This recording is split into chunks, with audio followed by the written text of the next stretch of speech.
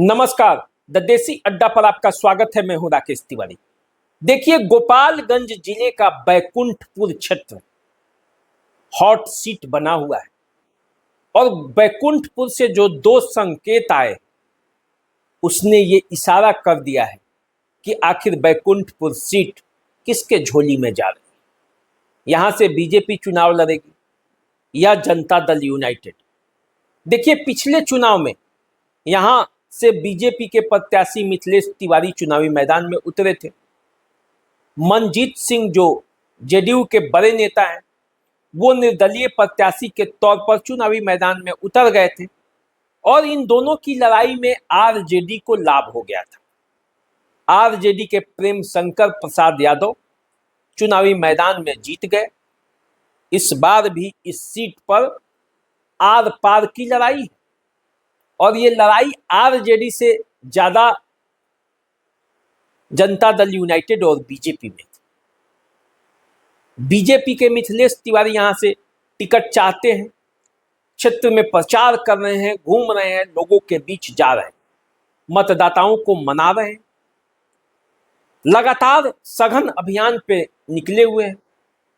एक बार वो विधायक यहां से रह चुके हैं।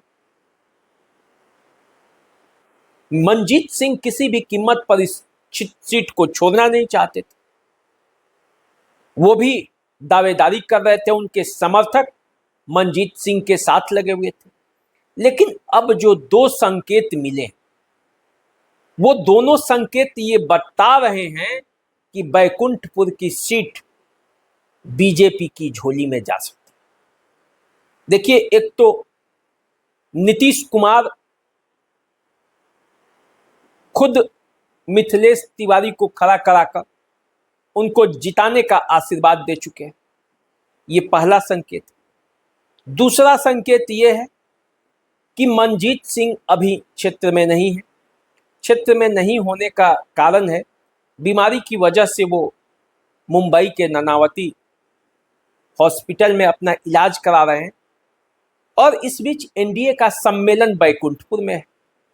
उन्होंने एक वीडियो जारी किया और वीडियो जारी कर एनडीए के कार्यकर्ताओं को उस कार्यक्रम में शामिल होने की अपील की। मनजीत सिंह ने जैसे ही ये वीडियो जारी किया, ये वीडियो वायरल हो गया। पहले एक बार तो आप ये वीडियो देख लीजिए। मेरा सबको प्रणाम। मैं लंबे समय से बॉम्बे के नानावटी अस्पताल में भर्ती हूँ, जहाँ मेरा ऑपरेशन होना है। इसी बीच मुझे जानकारी प्राप्त हुई है कि एनडीए कार्यकर्ता सम्मेलन इसी माह में होना सुनिश्चित हुआ है। साथियों, नीतीश कुमार जी के नेतृत्व में बिहार में एनडीए की सरकार बने। आप सब लोग एनडीए कार्यकर्ता सम्मेलन में भारी संख्या में आप लोग उपस्थित होकर कार्यक्रम को आप सब लोग सफल बनाएं। मैं तो जनता दल यू का कर्मठ कार्यकर्ता हूं और 28 सालों से मैं जनता दल यू के प्रति मेरा समर्पण है। मैं आप सब लोग से अपील कर रहा हूं कि एनडीए कार्यकर्ता सम्मेलन में सभी साथी भारी संख्या में उपस्थित होकर एनडीए कार्यकर्ता सम्मेलन को सफल बनाएं।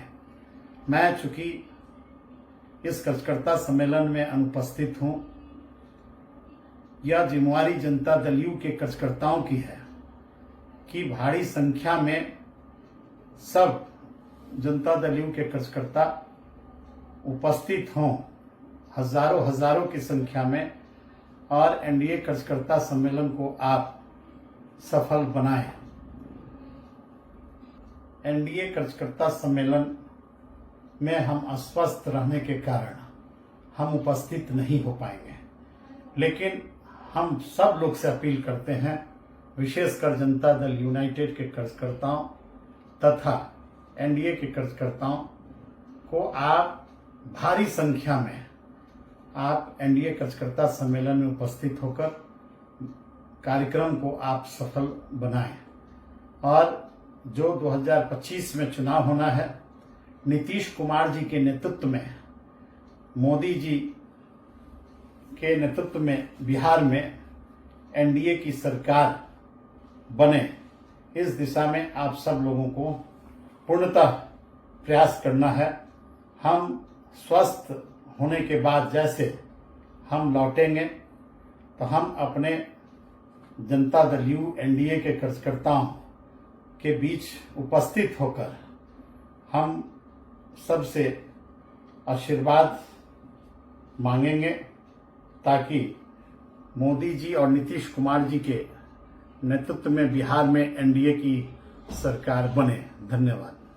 देखिए, मनजीत सिंह के इस वीडियो जारी करने के बाद और उनके बातों को सामने आने के बाद बैकुंठपुर में ये चर्चा शुरू हो गई कि ये जो दो संकेत हैं, ये दोनों संकेत बीजेपी के पक्ष में जा रहे हैं। एक तो मनजीत सिंह का स्वास्थ्य अभी ऐन मौके पर खराब है और जिसके वजह से वो इलाज करा रहे हैं। दूसरा, नीतीश कुमार का आशीर्वाद मिथिलेश तिवारी को मिल जाना। तीसरा, मिथिलेश तिवारी का सक्रिय रूप से क्षेत्र में काम करना।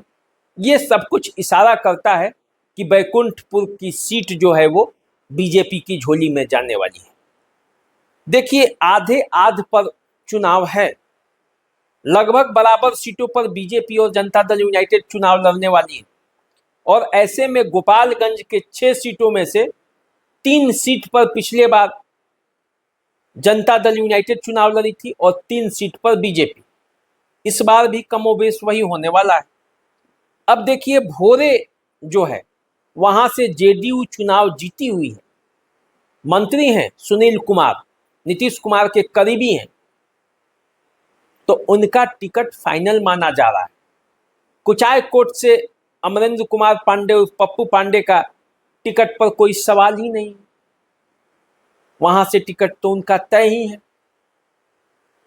हथुआ से राम सेवक सिंह लगे हुए हैं, वो भी मजबूत नेता हैं, हथुआ से जदयू लड़ी थी। तो ये जब 3 सीटों से जनता दल यूनाइटेड लड़ेगी तो फिर चौथी सीट की संभावना कहां से? मिथिलेश तिवारी भी बीजेपी के बड़े नेता हैं, संगठन में उनकी पकड़ है, बीजेपी उनके लिए सीट पर अपना तमाम तरह के तर्क भी दे सकती है। तो ऐसे में बैकुंठपुर की सीट बीजेपी के लिए सुरक्षित होते हुए दिख रही है।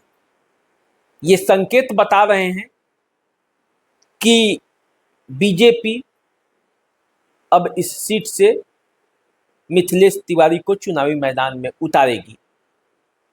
अब देखिए, राजनीति मैं कहता हूं कि संभावनाओं का खेल है। चर्चा तो ये भी है कि मनजीत सिंह उधर रहेंगे और इधर सब कुछ हो जाएगा। अब देखिए क्या होता है। एनडीए का कार्यकर्ता सम्मेलन, मिथिलेश तिवारी का सक्रिय होना, नीतीश कुमार का आशीर्वाद देना, पिछले 2020 के चुनाव में यह सीट बीजेपी का होना, सब कुछ जो है वो बीजेपी के पक्ष को मजबूत कर रहा है। और इसीलिए मैं कहता हूं कि गोपालगंज का बैकुंठपुर सीट मिथिलेश तिवारी की झोली में जा सकता है। बीजेपी वहां से अपना प्रत्याशी के तौर पर मिथिलेश तिवारी को चुनावी मैदान में उतार सकती है। अब देखिए, संभावनाओं का कोई अंत नहीं है। क्या होगा ये तो जब प्रत्याशियों की लिस्ट घोषित होगी, सीट शेयरिंग का पूरा फॉर्मूला घोषित होगा, घोषणा होगा, तब पता चलेगा। लेकिन उससे पहले जो चर्चा है, जो सूत्र बता रहे हैं, मैंने उसे आपको बता दिया। तो चलिए, आप हमारे साथ बने रहिए। द देसी अड्डा को सब्सक्राइब कर लीजिए, फेसबुक इंस्टाग्राम पर हमें फॉलो कीजिए। नमस्कार।